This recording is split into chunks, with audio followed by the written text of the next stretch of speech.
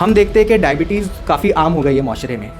तो सबसे पहले आपसे ये सवाल रहेगा कि डायबिटीज़ क्या है? पेशेंट आता है मेरे पास, उसको डायबिटीज़ डिटेक्ट हो गया, वो दवा लेता है, अपना शुगर लेवल थोड़े दिन के लिए कंट्रोल करता है, फिर दवा बंद कर देता है और घर चला जाता है, और फिर मुझे 2 साल बाद कोई कॉम्प्लिकेशन लेके मिलता है। इसका मतलब उनको बीमारी के बारे में कुछ पता ही नहीं। फॉर एग्जाम्पल अगर किसी को डायबिटीज़ है तो उसका इलाज कैसे मुमकिन होता है? कि डायबिटीज़ होने के बहुत सारे कारण हैं, जैसे उसमें से एक कारण है मोटापा। मोस्टली लोगों में क्या मिथ फैला हुआ है सर कि डायबिटीज़ उनको होती है जो ज़्यादा शुगर खाते हैं। डायबिटीज़ उनको होती है जो ज़्यादा शुगर खाते हैं। अगर ऐसा आप मुझे पूछेंगे तो ये बिल्कुल गलत मिथ है। नॉर्मली हम लोग एड्स देखते हैं कि शुगर फ्री, मतलब ऐसा एड्स आते हैं, तो क्या वो डायबिटीज़ के पेशेंट्स के लिए कारामद है? देखो, मैं रिकमेंड नहीं करूँगा कि आप शुगर फ्री लो। तो अभी फॉर एग्जांपल किसी की फैमिली में अगर किसी को डायबिटीज़ था, दादा को था, बाप को था, माँ को था, तो क्या उनके घर के बच्चों को हमको ये रिकमेंड करना होगा कि आप लोग चॉकलेट्स वगैरह खाओ? अगर आपकी फैमिली में किसी को डायबिटीज़ है ना, तो वो रिस्क आपको भी है कि आपको हो सकता है, होगा 100% नहीं। अक्सर मैंने देखा है लोग ये कहते हैं कि हम शहद खाएंगे या गुड़ खाएंगे तो डायबिटीज़ पे ये कुछ भी असर नहीं करेगा, तो क्या ये चीज़ सही है? देखो, गुड़ और शुगर तो आप जानते हो कि दोनों एक ही पैदाइश है जी। तो उसमें तो कोई क्वेश्चन ही नहीं बनता। हाँ, शहद है। अब क्या होता है कि अगर हम लोगों को अलाव कर दें तो ठीक है, उसमें भी शुगर होता है, देयर इज़ नो डाउट। अगर आप अलाव कर दो तो क्या करेंगे, वो भर के शहद डाल के, चाय में शहद डालेंगे, इसमें शहद डालेंगे, उसमें भी शहद डालेंगे, तो क्या होगा, वो ले दे के सब कान इधर से पकड़ो या उधर से पकड़ो, वैसे ही होने वाला है। अभी बहुत सारे लोगों का जो है मोटापा होता है, मोटापे की वजह से उनको शुगर होती है, तो उनको आप कौन सी एक्सरसाइज जो है रिकमेंड करना चाहेंगे? For weight reduction diet plan should be mandatory. कोई इंसान है नॉर्मल, अच्छा खासा एकदम सेहतमंद है, उसको अभी हमारा पॉडकास्ट देखने के बाद में अगर लग रहा है कि मुझे कुछ टेस्ट कर लेने चाहिए जाके, ताकि कहीं मेरे को डायबिटीज़ तो है नहीं, तो उसको आप क्या रिकमेंड करेंगे? मैं रिकमेंड करूँगा कि अगर आप 30+ हो तो आपको पूरा रूटीन चेकअप करते रहना चाहिए, साल में नहीं तो 2 साल में एक बार तो करना चाहिए। बिस्मिल्लाहिर्रहमानिर्रहीम। पहल के 7वें पॉडकास्ट में आप सभी का स्वागत है। जैसा कि आप सभी जानते हैं, पहल ऑर्गेनाइजेशन कुरैश नगर से स्टार्ट हुई। हमारा मेन मोटिव है एजुकेशन पर वर्क करना, मगर उसी के साथ साथ हम सोशल और पॉलिटिकल इश्यूज़ को भी टैकल करते हैं। इसी के तहत हमने पहल चैनल पर कुछ दिनों पहले एक पोल स्टार्ट किया था। उस पोल में हमने आप सभी की राय जानने की कोशिश की थी और आपने हमें कहा था कि सेहत से, हेल्थ से ताल्लुक़ रखने वाले इश्यूज़ को हम अपने नए पॉडकास्ट में लेकर आए। तो उसी के तहत हमने कुरला के मशहूर डॉक्टर सोहेल खान, जो कि ZRS hospital Brahmanwadi Kurla waste में है, वहाँ के MD है, हमने उनको यहाँ दावत दी और सर ने हमारी दावत पर लब्बैक कहते हुए यहाँ आए। आप सभी जानते हैं कि डॉक्टर्स का जो टाइमिंग रहता है वो कितना ज़्यादा बिज़ी शेड्यूल उनका होता है, मगर उसके बावजूद सर हमारे बोलने पर यहाँ आए और अपनी राय का इजहार आज वो यहाँ पर करेंगे। डॉक्टर सोहेल खान सर, आपका स्वागत है हमारे प्रोग्राम में। मैं चाहूँगा कि सबसे पहले आप अपना शॉर्ट इंट्रोडक्शन हमारे व्यूवर्स को दे दें। अस्सलाम वालेकुम। सबसे पहले मैं शुक्रगुज़ार हूँ बाबर भाई का और इनकी पूरी टीम जो कि पहल के तहत काम करती है, पहल फाउंडेशन के तहत। तो मैं बहुत बहुत शुक्रगुज़ार हूँ कि उन्होंने मुझे ये मौका दिया कि मैं आके आपके सामने कुछ बातें रख सकूँ या जो आवाम है उनके मन में कुछ सवालात, जो कॉमन डाउट्स होते हैं, उनको क्लियर कर सकूँ। मेरा नाम डॉक्टर सोहेल खान है। मैं कुरला में प्रैक्टिस करता हूँ और मैं कंसल्टिंग फिजिशियन हूँ और मैं कुरला के तकरीबन सारे हॉस्पिटल्स में एज ए कंसल्टेंट काम करता हूँ। ZRS हॉस्पिटल में, फौजिया हॉस्पिटल में, हबीब हॉस्पिटल में और क्रिटिकेयर एशिया, ये चारों जगह पे मैं रेगुलरली अपनी OPD और IPDs करता हूँ।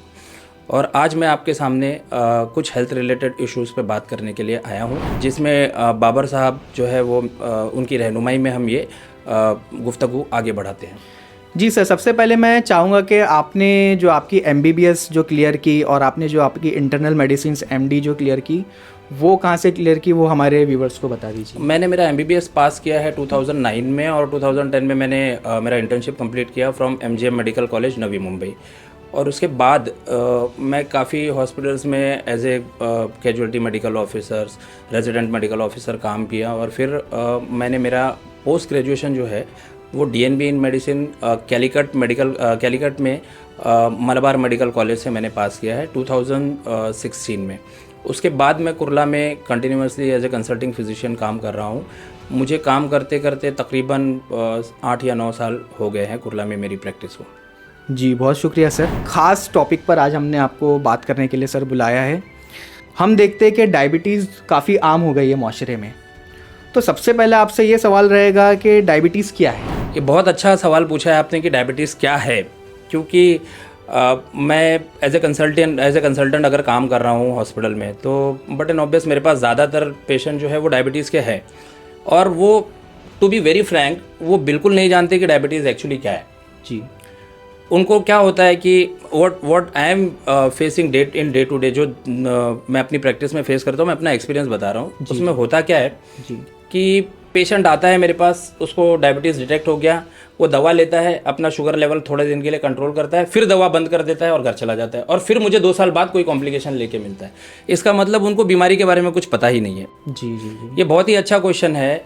देखिए, डायबिटीज़ एक बड़ी बीमारी है, हम उसको हल्के में ना लें। सबसे पहला मेरा मैसेज ये है आप लोगों के लिए, diabetes is very very very very serious disease, बहुत ही सीरियस है, आपको बिल्कुल उसे हल्के में नहीं ले सकते हो। दूसरा, डायबिटीज़ सिर्फ एक बीमारी नहीं है, ये बीमारी का गहवारा है, मजमुआ है, ये एक बीमारी नहीं है। क्यों मैं ऐसा कह रहा हूँ?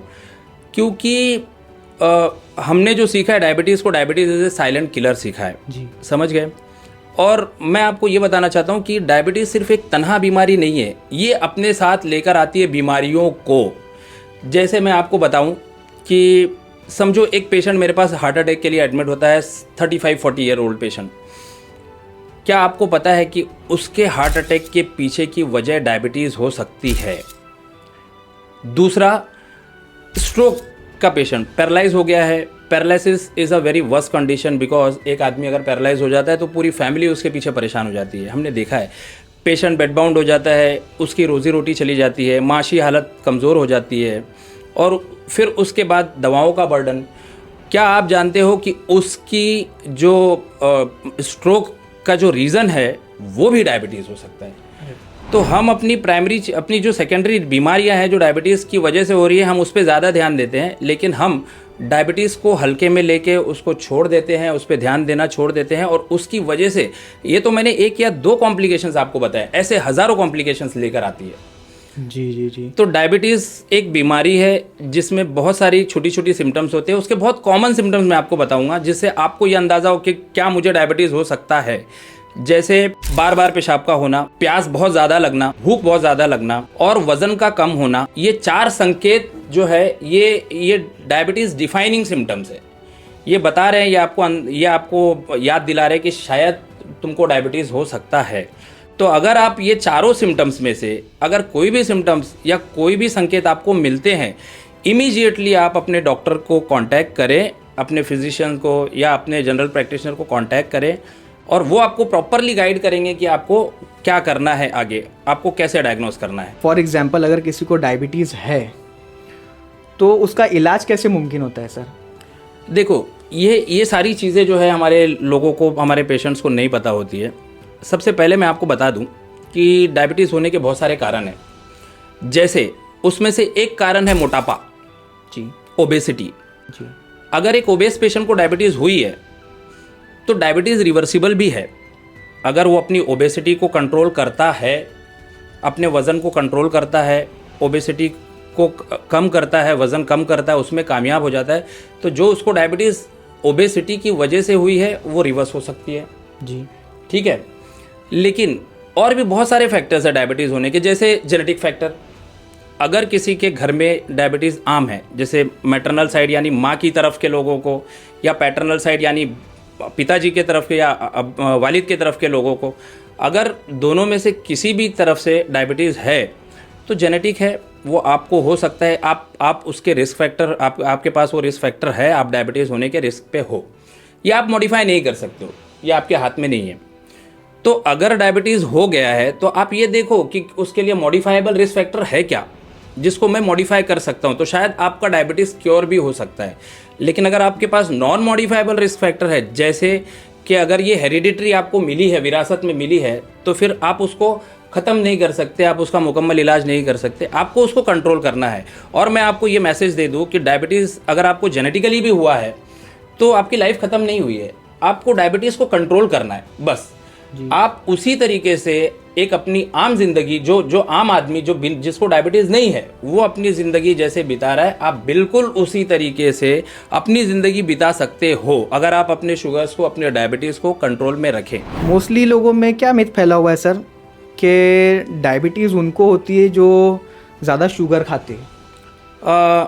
देखो, डायबिटीज़ उनको होती है जो ज़्यादा शुगर खाते हैं। अगर ऐसा आप मुझे पूछेंगे तो ये बिल्कुल गलत मिथ है, ये ऐसा बिल्कुल नहीं है। लेकिन एक तरीके से कहीं हद तक ये सही भी है। क्यों? क्योंकि आप ज़्यादा शुगर खाएंगे तो आपका वज़न बढ़ेगा। जब आपका वज़न बढ़ेगा तो फिर आपको मोटापा होगा, ओबेसिटी होगी, और obesity is directly related two diabetes. Diabetes की एक वजह जो है वो मोटापा भी है, तो इसलिए कहीं ना कहीं वो दोनों कनेक्टेड है। लेकिन हाँ, अगर आप मुझसे पूछे कि क्या डायरेक्ट कोरिलेशन है, नहीं, शुगर खाने से डायबिटीज़ का डायरेक्ट रिलेशन नहीं है। लेकिन अगर आप शुगर खा के वज़न बढ़ाओगे तो डेफिनेटली आपको डायबिटीज़ होगा। नॉर्मली हम लोग एड्स देखते हैं कि शुगर फ्री, मतलब ऐसा एड्स आते हैं, तो क्या वो डायबिटीज़ के पेशेंट्स के लिए कारआमद है कुछ? जी बिल्कुल है। देखो, मैं रिकमेंड नहीं करूँगा कि आप शुगर फ्री लो, क्योंकि उसके भी बहुत लिमिटेड डेटा है। मैं आपको ये नहीं बोलूँगा कि आप अपने शुगर्स को शुगर फ्री से रिप्लेस कर दो। हाँ, अगर आपको डायबिटीज़ है तो आपको शुगर कंजम्पशन कम करना पड़ेगा, और अगर आप बिल्कुल नहीं कर पा रहे हो तो you can take help of sugar free. But मैं आपको रिकमेंड नहीं करूँगा कि आप कंप्लीटली उसके ऊपर आप ये हो जाए, डिपेंड हो जाए, बिकॉज शुगर फ्री के अपने आप में भी लिमिटेड डेटा है उसकी सेफ्टी से रिलेटेड। तो मैं आपको 100% रिकमेंडेशन नहीं दूंगा। जैसा कि सर आपने बताया कि ये डायबिटीज़ जो है जेनेटिकली भी होता है, तो अभी फॉर एग्जांपल किसी की फैमिली में अगर किसी को डायबिटीज़ था, दादा को था, बाप को था, माँ को था, तो क्या उनके घर के बच्चों को हमको ये रिकमेंड करना होगा कि आप लोग चॉकलेट्स वगैरह कम खाओ?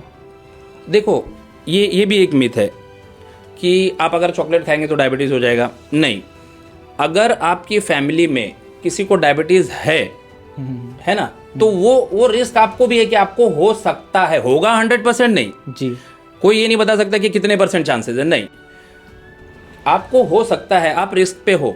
तो आपको क्या करना है कि आप एक तो नॉन मॉडिफाइबल रिस्क फैक्टर आपके पास आ गया, जैसे मेरे दादा को डायबिटीज़ थी तो अब मुझे हो सकती है, विरासत में मुझे मिल सकती है, इसको तो मैं बदल नहीं सकता क्योंकि ये तो कुदरती है जी। अब मेरा क्या फ़र्ज़ बनता है कि मैं जो मॉडिफाइबल रिस्क फैक्टर है, जैसे कि मोटापे पे कंट्रोल रखूं, अपने आप को एक्टिव रखूं, रेगुलर एक्सरसाइज करूं, स्ट्रेस कंट्रोल रखूं, इन सब चीज़ों को तो कम से कम मैं इन सब चीज़, ये जो फिर रिस्क फैक्टर है, इनसे तो बच सकता हूँ। जी जी जी। तो अगर मेरे दादा को डायबिटीज़ थी तो मुझे डायबिटीज़ होने का रिस्क लोगों से ज़्यादा है, तो मुझे इन सब चीज़ों से ज़्यादा बचना पड़ेगा। जी, मैं ये मैसेज है, और मैं ये मैसेज देना चाहता हूँ। और दूसरा क्या है कि जैसे आपने बोला चॉकलेट नहीं खाना चाहिए, देखो चॉकलेट का भी डायरेक्ट डायबिटीज से कोई रिलेशन नहीं है जी, डायरेक्ट कोई रिलेशन नहीं है। लेकिन वही है कि आप ज़्यादा स्वीट कंज्यूम करोगे, ज़्यादा शुगर कंज्यूम करोगे तो वेट गेन हो सकता है। और ये भी सुनने में आता है कि जिनको डायबिटीज़ होती है उनका अगर कहीं उनको कट लग गया और खून बहना चालू हुआ तो खून बहना बंद नहीं होता है। नहीं, ऐसा नहीं है, ये तो बिल्कुल गलत है, ऐसा नहीं है।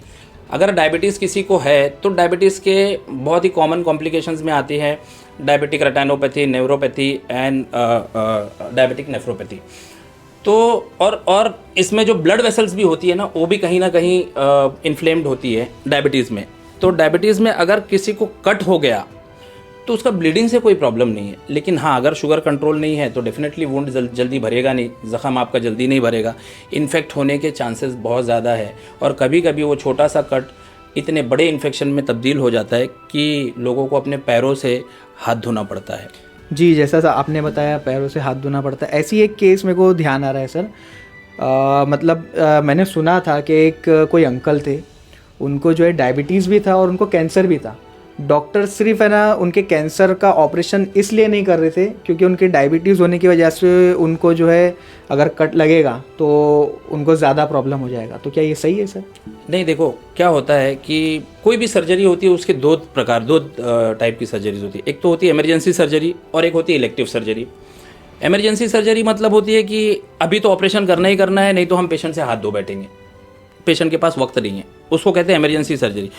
अब इमरजेंसी सर्जरी में हम ये नहीं देखेंगे कि पेशेंट का शुगर कंट्रोल है कि नहीं कंट्रोल है, हम उसका शुगर कंट्रोल करके ये जो हमारे पास जो हमारा क्रूशियल टाइम है वो हम वेस्ट नहीं करेंगे जी। लेकिन इलेक्टिव सर्जरी, जैसे कि आपने बोला कैंसर है, कैंसर कभी कभी इमरजेंसी होती है, कभी इलेक्टिव होती है। तो उस इलेक्टिव सर्जरी में हमारा पहला गोल ये होता है कि भाई पहले आप अपना शुगर कंट्रोल करो।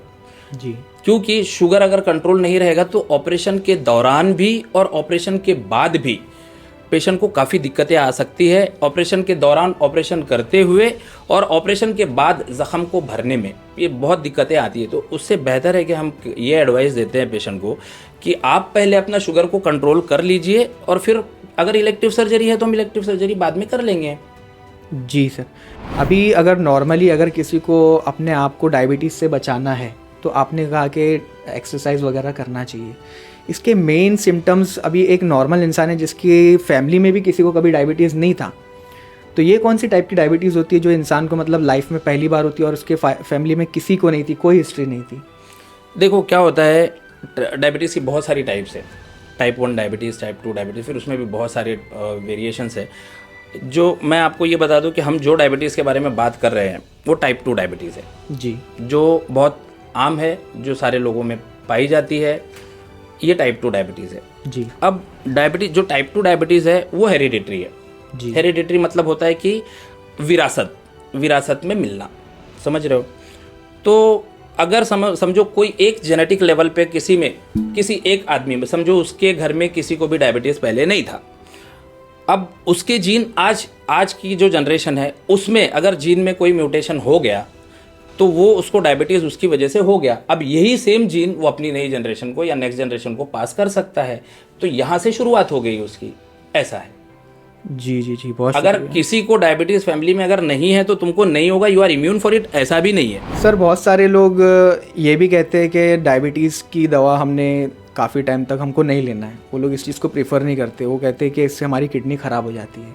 तो उन लोगों के लिए आप क्या कहना चाहेंगे? ये बहुत उम्दा क्वेश्चन पूछा है आपने, बहुत उम्दा सवाल है आपका। ये बहुत ही कॉमन चीज़ है कि मैं आपको बताता हूँ कि जैसे पेशेंट नए नए डायबिटीज़ डिटेक्ट होता है, आते हैं हमारे पास में, महीने 2 महीने दवा खाते हैं, फिर गायब हो जाते हैं, फिर साल भर 2 साल भर या 3 साल बाद आते हैं उठ के। तो आप बिलीव नहीं करोगे कि फिर वो पहचान में ही नहीं आते हैं एक्चुअली, जी कि उनकी हेल्थ कंडीशन इतनी ख़राब हो चुकी होती है। जब हम रेट्रोस्पेक्टिवली उनसे पूछते हैं कि आपने दवा बंद क्यों कर दिया था, तो लोगों का ये कहना है कि डॉक्टर साहब आपने 2 दवा लिख दी थी और मैं दवाई कब तक खाऊंगा। ये सवाल है उनके कि दवा कब तक चलेगी। मैं आपको ये नहीं कहूँगा कि आप दवा खाओ, मैं आपको सिर्फ ये कहूँगा कि आप अपना शुगर कंट्रोल करो। और उसके 3 तरीके हैं। एक, सबसे पहला कि आपको अपना डाइट प्लान बनाना होगा, दूसरा आपको एक्सरसाइज करनी होगी, और फिर तीसरी है दवाएं। मैं आप ध्यान देंगे तो मैंने पहला दवाओं का नाम नहीं लिया है। पहला क्या है कि आप डाइट प्लान बनाओ, उससे अपनी शुगर को कंट्रोल करने की कोशिश करो। उसके बाद आप एक्सरसाइज, उससे नहीं हो पा रहा है, आप एक्सरसाइज लो, एक्सरसाइज अडेप्ट करो, वॉकिंग करो, जिम जाओ, कार्डियो करो, जो समझ में आता है करो, एक्सरसाइज करो, और एक्सरसाइज के ज़रिए अपने शुगर को कंट्रोल करो। और अगर इन दोनों चीज़ों से आपका शुगर कंट्रोल नहीं हो पा रहा है तो आपको दवाओं का सहारा लेना पड़ेगा, समझ गए। अब रही बात ये कि कब तक, जब तक आपका शुगर कंट्रोल में रहता है तब तक आपको दवाइयाँ लेनी ही है। क्यों? क्योंकि अगर आपका शुगर कंट्रोल नहीं है, दवाएं आपको नुकसान नहीं करेंगी। येस, डेफिनेटली मैं मानता हूँ, मैं 100% ऐसे भी नहीं कह सकता हूँ, क्योंकि कोई भी दवा खाओगे उसके कुछ ना कुछ साइड इफ़ेक्ट्स हैं जी। लेकिन आप ये मान के चलो कि जो डॉक्टर के पास आप जा रहे हो, डायबिटीज़ के डॉक्टर जो है, वो आपके रिस्क और बेनिफिट को कैलकुलेट करके दवा दे रहे हैं। अगर आपका शुगर कंट्रोल नहीं है तो आपको क्या हो सकता है, वो आपका रिस्क है जी। और आपका शुगर कंट्रोल करने से क्या आपको किस चीज़ों से बचाया जा सकता है, वो आपका बेनिफिट है, समझ गए जी। और वो बेनिफिट के बदले में उन दवाओं से अगर कोई साइड इफेक्ट हो रहा है तो एकदम ना के बराबर है। जी जी, समझ रहे हो जी। तो आपका जो रिस्क बेनिफिट रेशियो है ना, वो बहुत बड़ा है, उसको हम दवाओं से कवर कर रहे हैं। लेकिन जो मिथ है कि दवाओं से किडनी खराब हो जाती, ऐसा नहीं है। मैं आपको बताता हूँ किडनी कैसे खराब होती है। डायबिटीज़ की 3 जो होती है ना, वो मेजर कॉम्प्लिकेशंस होते हैं, माइक्रो एंजियोपैथी कहते हैं। मेरे जो डॉक्टर्स फ्रेंड हैं वो देख रहे होंगे तो उनको समझ में आएगा। Diabetic रेटाइनोपैथी, diabetic neuropathy, diabetic nephropathy. Diabetic nephropathy जो है वो लॉन्ग टर्म डायबिटीज़ का कॉम्प्लिकेशन है। अगर आपका शुगर कंट्रोल नहीं है और 10 साल से नहीं है या 8 साल से नहीं है, तो फिर आपकी किडनी जवाब दे देगी। ये धीरे धीरे धीरे धीरे किडनी की जो नसें होती है ना, उन पे अटैक करती रहती है और धीरे धीरे धीरे धीरे किडनी को ख़राब कर देती है, और वही पेशेंट डायलिसिस पे आते हैं। मैंने अपने प्रैक्टिस में, या मेरे फ्रेंड्स जो डॉक्टर्स हैं वो प्रैक्टिस कर रहे हैं, उन्होंने भी ये नहीं देखा होगा कि डायबिटिक पेशेंट जिसका शुगर कंट्रोल है वो सालों साल शुगर कंट्रोल करके चल रहे हैं, उनको नहीं लगाया डायलिसिस। और जितने भी डायबिटिक डायलिसिस के पेशेंट हैं, अगर किडनी के डॉक्टर भी अगर देख रहे हैं तो वो कमेंट कर सकते हैं कि जितने भी किडनी के पेशेंट हैं और डायबिटिक पेशेंट हैं, वो सब डायलिसिस पे वही पेशेंट हैं जिन्होंने डॉक्टर की बात नहीं मानी, जिन्होंने शुगर कंट्रोल नहीं रखा, जिन्होंने अपना ख्याल नहीं रखा, उनकी डायलिसिस हो रही बजाय कि दवाओं से। तो मैं आपको यही मैसेज दूंगा कि दवाओं से पीछे मत भागो, अपने शुगर को कंट्रोल रखो। ये दवाएं आपकी किडनी नहीं ख़राब कर रही है, डायबिटीज़ आपकी किडनी ख़राब कर रही है, और यही सच्चाई है। इस सच्चाई को समझिए। अगर आप पीछे पलट के देखोगे तो आपके घर में या आपके रिश्तेदार में या आपके पड़ोस में कोई ना कोई डायलिसिस करा रहा है, आप उससे जाके उसकी हकीकत समझिए कि क्या आपने शुगर कंट्रोल रखा था। आप दूसरों से सुनी सुनाई बातों पे आप ना आए। ये प्रॉब्लम हमारे कौम की है कि हम दूसरों की कही सुनी बातों पे बिना तस्दीक किए उसको अपना लेते हैं, उसको समझ लेते हैं और उसी पे अमल करने लगते हैं। ये गलत है। अगर आपको सच में जानना है कि दवा से हुई है क्या किडनी खराब, तो जाओ उन पेशेंट से पूछो कि क्या आपने डायबिटीज़ अपना कंट्रोल में रखा था, और ये सवाल का जवाब उनसे लो, और फिर उस पर आप अपना तस्दीक करो कि हाँ ये डायबिटीज़ उसके पीछे किडनी खराब करने के, या फिर दवाइयाँ। अक्सर मैंने देखा है लोग ये कहते हैं कि हम शहद खाएंगे या गुड़ खाएंगे तो डायबिटीज़ पे ये कुछ भी असर नहीं करेगा, तो क्या ये चीज़ सही है? देखो, गुड़ और शुगर तो आप जानते हो कि दोनों एक ही पैदाइश है जी, तो उसमें तो कोई क्वेश्चन ही नहीं बनता। हाँ, शहद है। अब क्या होता है कि अगर हम लोगों को अलाव कर दें तो ठीक है, उसमें भी शुगर होता है, देयर इज़ नो डाउट। अगर आप अलाव कर दो तो क्या करेंगे, वो भर भर के शहद डाल के, चाय में शहद डालेंगे, इसमें शहद डालेंगे, उसमें भी शहद डालेंगे, तो क्या होगा, वो ले दे के सब कान इधर से पकड़ो या उधर से पकड़ो, वैसे ही होने वाला है। तो that's why we don't recommend कि आप ये सब चीज़ों को रिप्लेस मत करो। अगर आप शुगर कम कर रहे हो या कट डाउन कर रहे हो तो कट डाउन करो, डोंट रिप्लेस इट। अभी बहुत सारे लोगों का जो है मोटापा होता है, मोटापे की वजह से उनको शुगर होती है, तो उनको आप कौन सी एक्सरसाइज जो है रिकमेंड करना चाहेंगे? For weight reduction exercise is not recommended. For weight reduction diet is recommended. तो सबसे पहले आप डाइट फॉलो करो। Exercise is mainly to maintain your weight, not for reduction of weight. समझ रहे हो? तो अगर आप ओबेस हो तो आपको सबसे पहले डाइटिशियन से कंसल्ट करना पड़ेगा, और उसके साथ में डाइट के साथ में exercise to maintain your weight. तो सिर्फ आप बोलोगे कि नहीं, मैं अगर कोई ओबेस पेशेंट है और मैं सिर्फ उसको एक्सरसाइज रिकमेंड कर दूंगा, he is not going to lose weight. वो रोज़ सुबह में जाएगा, 4 किलोमीटर भागेगा, उसको थकान लगेगी, आके और 2 रोटी ज़्यादा खाएगा और उसका वजन कुछ कम नहीं होने वाला है। समझ रहे हो? जी। So for weight reduction it should be, diet plan should be mandatory. Then you have to do cardiac exercises and all. आपको कार्डियो करना है, एरोबिक एक्सरसाइजेस करना है, और वेट लिफ्टिंग और ये सब पे ज़्यादा ध्यान नहीं देना है। सर, आपने जो है बार बार डाइट प्लान की बात की है, तो मैं चाहूँगा कि हमारे व्यूअर्स को आप ये बताएं कि अगर कोई डायबिटीज़ पेशेंट है तो उसको क्या खाना चाहिए, क्या नहीं खाना चाहिए, उसके लिए क्या परहेज़ वगैरह होते हैं, वो आप बताइए ज़रूर। देखो, मैं डाइट के बारे में आपको, अगर आप डाइटिशियन से कंसल्ट करेंगे तो वो आपको सारी डिटेल्स दे सकते हैं। मैं सिर्फ एकदम ब्रीफली बताऊंगा कि क्या क्या चीज़ें आप अवॉइड कर सकते हो बस। जी। सबसे पहले हाई ग्लाइसेमिक इंडेक्स वाले आपको फ्रूट्स और फूड जो है वो अवॉइड करना चाहिए। कार्बोहाइड्रेट अपने फूड डाइट में से कम करना चाहिए, जैसे चावल है, राइस है, उसका कंजम्पशन कम करो। अब क्या होता है, मैं अपने पेशेंट्स को बोलता हूँ कि आप राइस का कंजम्पशन कम करो, तो वो राइस कम करके 2 रोटी बढ़ा देते हैं, और शुगर जैसे के तैसे। तो ऐसे नहीं करना है, आपको दोनों भी कट डाउन करना है, उसको रिप्लेस करो, प्रोटीन से रिप्लेस करो। तो आपको ओवरऑल बैलेंस डाइट लेना है। आप पूरी तरीके से कार्ब बंद भी नहीं कर सकते हो, लेकिन आपको बैलेंस करना है कि मेरा जो है वो मैं क्या काम करता हूँ, मेरा एनर्जी जो है मैं कहाँ यूटिलाइज करता हूँ, और मेरी लाइफस्टाइल क्या है। इन सब चीज़ों पे डिपेंड करती है कि आपको क्या खाना है, क्या नहीं खाना है। इसलिए मैंने आपको बोला कि एक डाइटिशियन से मिलकर आपको पूरा प्रॉपर प्लान बनाना पड़ेगा, क्योंकि आपका कैलोरी इंटेक और कैलोरी जो आउटगोइंग है वो सब कैलकुलेट करना पड़ेगा। अब इसमें जो हाई ग्लाइसेमिक इंडेक्स फूड्स है, जैसे राइस डेफिनेटली कट डाउन करना है, शुगर्स डेफिनेटली कट डाउन करना है आपको, और आपको सलाद का ज़्यादा इस्तेमाल करना है। सारे सलाद आप यूज़ कर सकते हो गाजर को छोड़ के, और सारी भाजियाँ और सब्जियाँ आप यूज़ कर सकते हो आलू को छोड़ के, जिसमें ज़्यादा ग्लाइसेमिक इंडेक्स है। और फ्रूट्स आप सब खा सकते हो, सिर्फ ये 5 फ्रूट्स हम रिकमेंड नहीं करते, आम, केला, अंगूर, चीकू, सीताफल, इसको छोड़ के बाकी सारे फ्रूट्स आप लिमिटेड उसमें खा सकते हो। ऐसा नहीं कि आप मीठा नहीं खा सकते हो। मैं अभी आपको ऑप्शन दे रहा हूँ, तो आपको ये समझ में आएगा कि कितने सारे ऑप्शन है खाने के लिए। आप सारे फ्रूट्स खा सकते हो, और सेब और पपाया तो आप पेट भर के भी खा सकते हो। तो ये सिर्फ इतनी चीज़ें भी अगर आप याद रखेंगे ना, तो भी आपका शुगर काफ़ी अच्छे से आप अपना कंट्रोल रख सकते हो। जैसा कि हमको कमेंट्स में एक क्वेश्चन हमको आया था कि इसमें डॉक्टर्स का जो फॉलोअप है वो बहुत ज़्यादा ज़रूरी होता है। बहुत ज़्यादा ज़रूरी होता है डॉक्टर्स का फॉलो। क्या होता है कि मेरे पास हमारे जो पेशेंट्स हैं वो क्या सोचते हैं कि डॉक्टर साहब आज मेरे को डायबिटीज़ डिटेक्ट हो गया, आप मेरे को कोई एक ज़िंदगी भर की गोली लिख दो, वही मैं ज़िंदगी भर खाता रहूँगा। ऐसा नहीं है।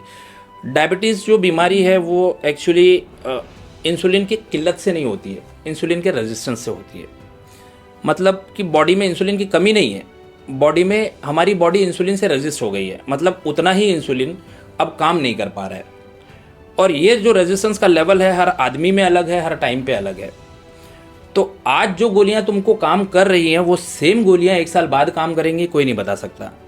इसलिए आप ये सोचोगे कि आज डॉक्टर सोहेल ने मुझे एक गोली लिख कर दे दी है, उसके बाद में मेरा शुगर बहुत अच्छा मेंटेन हो रहा है, मैंने 1 महीना चेकअप भी करा लिया, मैंने देखा शुगर अच्छा चल रहा है। और 2-3 महीने तक वो क्या करते हैं, घर पे चेक कर लेते हैं, देखा 110 120 आ रहा है, बहुत खुश हैं, बोले सही हो गया, अब तो मेरे को कोई ज़रूरत नहीं है डॉक्टर के पास जाने की। और वो सीधे 3-4 साल 5 साल तक वापस से डॉक्टर को फॉलोअप नहीं करते हैं। तो मैं आपको ये बता दूं कि जो गोली आज काम कर रही है वो कल भी काम करेगी, ऐसा ज़रूरी नहीं है जी, समझ गए। और जो गोली एक पर्सन को काम कर रही है वो दूसरे पर्सन को भी काम करेगी। ये भी है, वो घर में क्या करते हैं लोग कि मम्मी की दवाई दे दी थी डैडी को क्योंकि उनका शुगर बढ़ा हुआ था। ये बिल्कुल ना करें जी, ये बिल्कुल ना करें। क्योंकि अगर वो गोली से उनको हाइपोग्लाइसीमिया देखो, शुगर का कम हो जाना फौरन जानलेवा हो सकता है। शुगर का कम हो जाना पेशेंट को कोमेटोज बना सकता है, पेशेंट कोमा में जा सकता है ज़िंदगी भर के लिए। ऐसा बिल्कुल ना करें, क्योंकि अगर उसकी वजह से शुगर का लेवल कम हो गया, डेंजरस लेवल से कम हो गया, नीचे हो गया, तो वो पेशेंट बहुत ही मुसीबत में पड़ सकता है। इसलिए ऐसा तो बिल्कुल ना करें कि थोड़ी सी शुगर बढ़ी हुई थी तो मम्मी की दवाई डैडी को खिला दी, डैडी की दवाई मम्मी को खिला दी। ये बिल्कुल ना करें। बिना डॉक्टर के रिकमेंडेशन के आप डायबिटीज़ की दवा को हाथ ना लगाएं, क्योंकि ये जानलेवा भी हो सकता है। और रेगुलर फॉलोअप इसलिए ज़रूरी है कि जैसे मैंने आपको बताया कि जो दवाई आज काम कर रही है वो 3 महीने बाद काम करेगी नहीं करेगी वो डॉक्टर भी नहीं जानता है। तो जब वो आपका चेकअप करेंगे और वो देखेंगे कि हाँ शुगर का लेवल कहाँ है, तो वो समझ जाएंगे डॉक्टर कि हाँ ये दवा अब नहीं काम कर रही है, अब तुमको दवाई और किस तरीके से बढ़ानी है। डायबिटीज़ ट्रीट करना आसान नहीं है। जो घर पे लोग बैठे रहते हैं और खुद से दवाओं के साथ में छेड़खानी करते हैं, आज शुगर बढ़ गया तो मैंने दवा कम कर दी या बढ़ा दी या डबल कर दी गोली, ये बिल्कुल ना करें। बिना डॉक्टर की एडवाइस के आप बिल्कुल भी दवाओं के साथ छेड़खानी ना करें। रेगुलर फॉलोअप रखें ताकि डॉक्टर को भी आसानी हो, वो आपका शुगर का लेवल कंट्रोल कर सके। कोई इंसान है नॉर्मल, अच्छा खासा एकदम सेहतमंद है, उसको अभी हमारा पॉडकास्ट देखने के बाद में अगर लग रहा है कि मुझे कुछ टेस्ट कर लेने चाहिए जाके, ताकि कहीं मेरे को डायबिटीज़ तो है नहीं, तो उसको आप क्या रिकमेंड करेंगे? मैं रिकमेंड करूंगा कि अगर आप 30+ हो तो आपको पूरा रूटीन चेकअप करते रहना चाहिए, साल में नहीं तो 2 साल में एक बार तो करना चाहिए। और अगर बहुत कोई पॉडकास्ट देखने के बाद किसी को कोई बहुत ज़्यादा इंटरेस्ट है कि मुझे शुगर चेक करना चाहिए, तो खुद से शुगर की जांच ना करें, आप अपने डॉक्टर के पास जाओ, वही रिकमेंड करेंगे आपके सिम्टम्स पूछ के।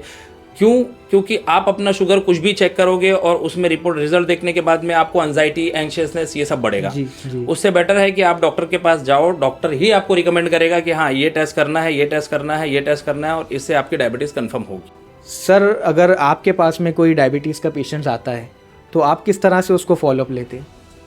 देखो, जो डायबिटीज़ के पेशेंट आते हैं तो शुरुआती दौर पे हम उनका महीने पे फॉलोअप रखते हैं, और फिर जब वो हम देख लेते कि वो पेशेंट का कंप्लायंस बहुत अच्छा है, यानी वो बहुत अच्छा डाइट फॉलो कर रहा है और एक्सरसाइज कर रहा है डेली, उसकी स्लीपिंग हैबिट बहुत अच्छी है, दवाएं बराबर ले रहा है, तो जब हम कॉन्फिडेंट हो जाते हैं और उसका रिपोर्ट भी कंसिस्टेंटली नॉर्मल आने लगता है, तो फिर उसके बाद में हम उसका थोड़ा फॉलोअप का ड्यूरेशन बढ़ा देते हैं, 3 महीने या 6 महीने।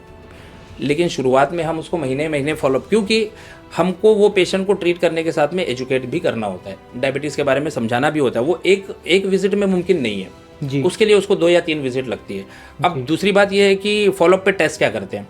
बहुत बार क्या होता है कि हमारे जो पेशेंट होते हैं वो रैंडम चेकअप करके आ जाते हैं। जी जी। तो वो रैंडम चेकअप में डॉक्टर को क्या दिक्कत होती है कि दवाएं बहुत सारी दवाएं हैं डायबिटीज़ की। अब उन दवाओं में कोई हर दवा का काम करने का तरीका अलग है।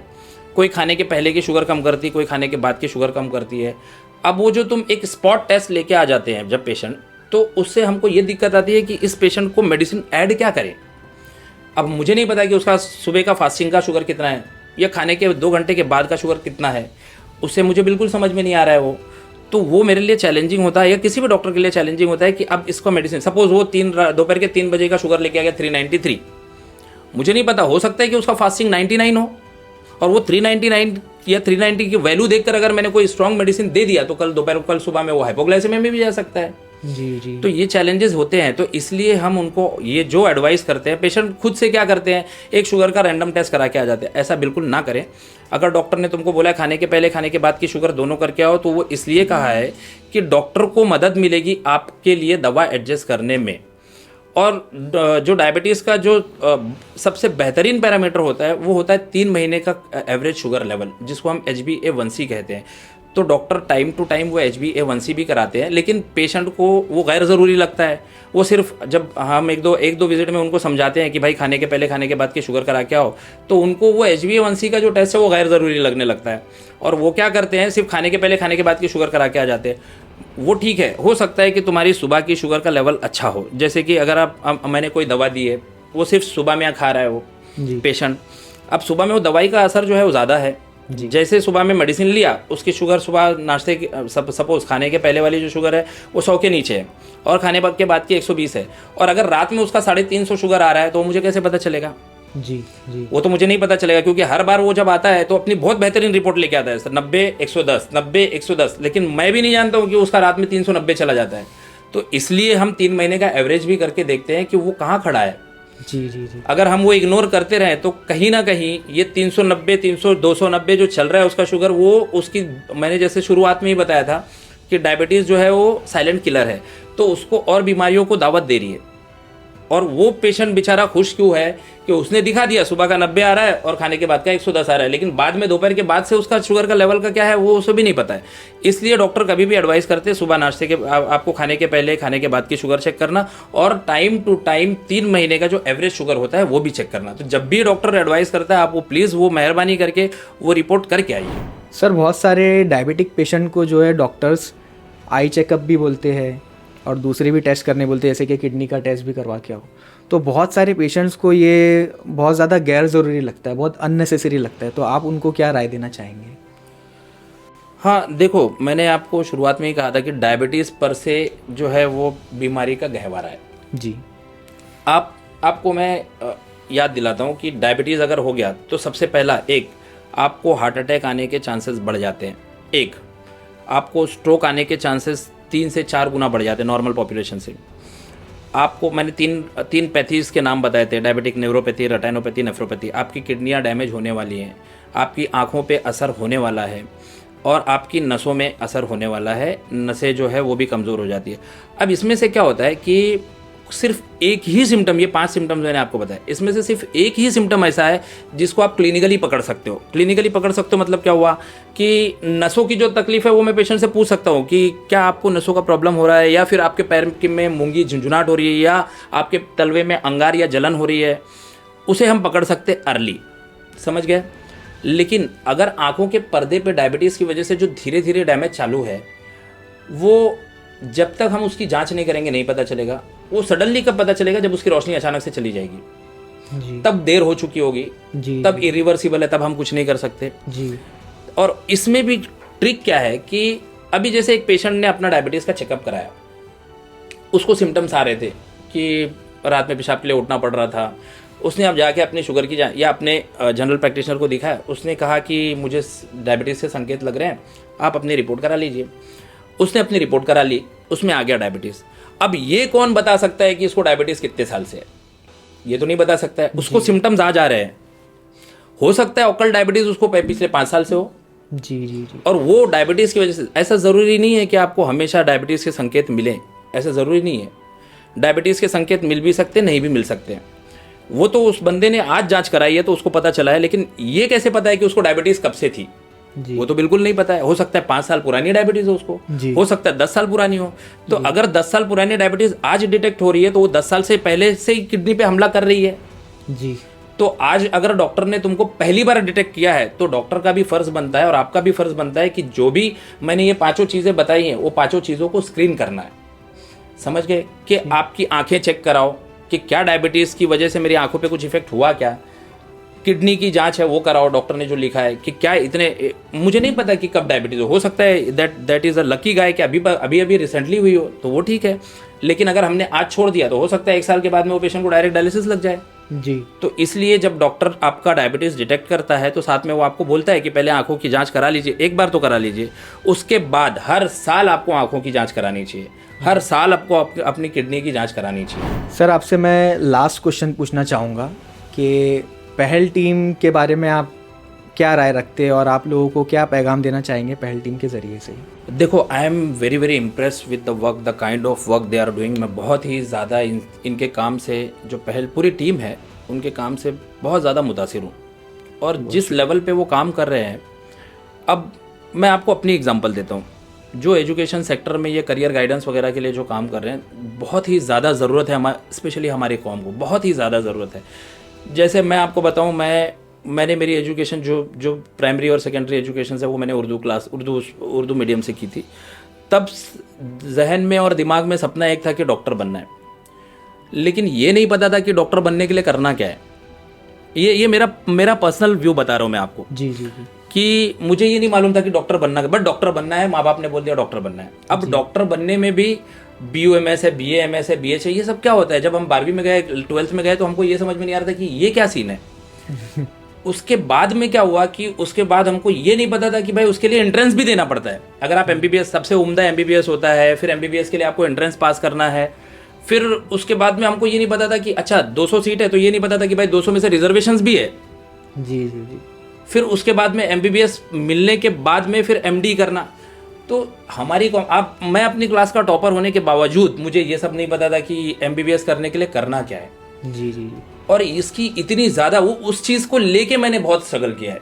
मैं मेरा पर्सनल स्ट्रगल बता रहा हूँ कि उस चीज़ को लेके मैंने इतना स्ट्रगल किया है कि कोई मुझे बता देता कि मैं ये करना है, कोई मुझे बता दे कि मुझे ये किताब पढ़नी है, कोई मुझे बता दे कि ये एंट्रेंस एग्जाम देना है, कोई मुझे बता दे कि इसका फॉर्म कहाँ मिलेगा, कोई मुझे बता दे कि आगे करना क्या है। ये जो कोई वाला क्वेश्चन था वो ये बराबर ये जो पहल टीम है, ये लोग मिलके उसको, वो जो column fill in the blank है उसको बहुत ही अच्छे तरीके से फिल कर रहे हैं और इसकी बहुत ज़्यादा सख्त ज़रूरत है। और मैं बहुत ज़्यादा शुक्रगुजार हूँ इनका कि जिस तरीके से इन्होंने अपने ग्राउंड लेवल पे ये लोग काम कर रहे हैं। I am very very very very impressed with the kind of work they are doing. और मैं हमेशा अल्लाह ताला से दुआ करता रहूँगा कि अल्लाह इनको हमेशा इसी जोश और इसी जज्बे के साथ में पूरे दिल से इनको काम करने की तौफीक अता फरमाए अल्लाह। तो ये थे डॉक्टर सोहेल खान। आपका बहुत बहुत शुक्रिया सर हमारे प्रोग्राम में आने के लिए। अगर हमारा वीडियो आपको इन्फॉर्मेटिव लगा तो इस वीडियो को लाइक कीजिए और हमारे चैनल को सब्सक्राइब कीजिए और नीचे कमेंट सेक्शन में अपनी राय का इजहार ज़रूर कीजिए। और डॉक्टर सोहेल खान का एड्रेस और उनकी इन्फॉर्मेशन आपको डिस्क्रिप्शन में मिल जाएगी। तो बने रहिए हमारे साथ। अल्लाह हाफिज़।